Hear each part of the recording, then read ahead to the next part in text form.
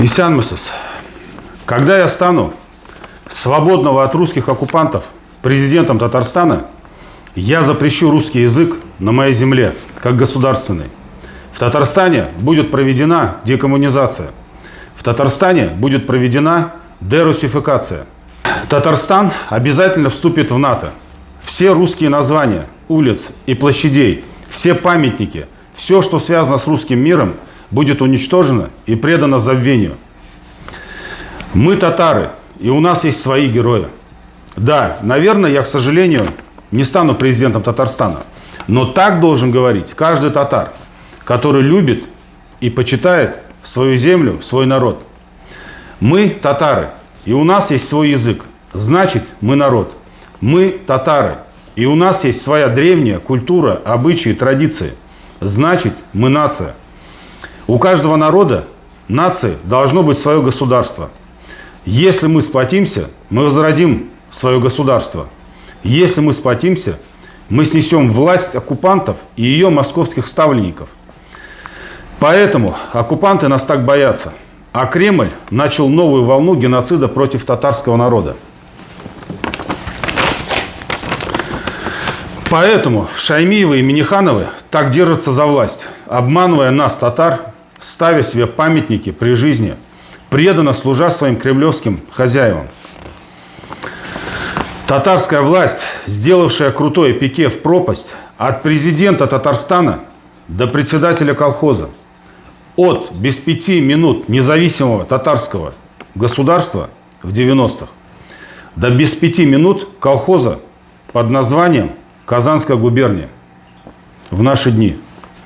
Ну что, где ваша быс-булдарабыс? Вы предали нас.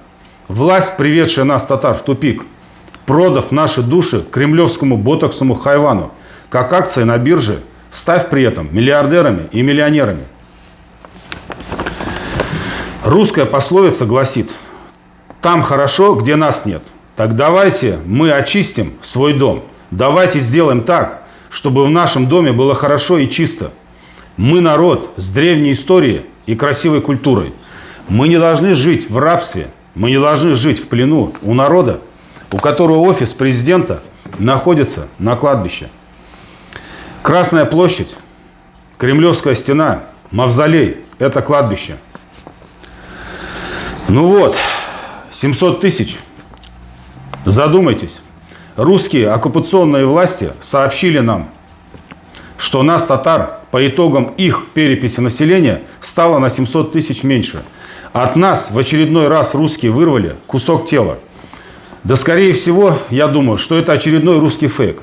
Но давайте задумаемся. Разве мы должны позволять этим хайванам считать нас как цыплят, контролировать нашу численность, как в отаре баранов?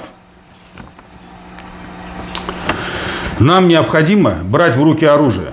Оружием может быть простая ручка, клавиатура на компьютере, слово. Слова, которые вы скажете своим близким, соседям. Оружием может быть стать улица, социальные сети, безопасный YouTube-канал, например, как у Тагира Миннебаева «Заман». Обращаясь к вам, политики и чиновники, рабочие, артисты, блогеры, журналисты и писатели, военные служащие, татары, только объединившись, мы сможем одолеть самую страшную чуму под названием «Русский мир». Я татар. Я счастлив, что принадлежу к смелому, храброму, сильному татарскому народу. 2023 год. Пусть этот год станет годом объединения всех татар, живущих на планете Земля. Аминь.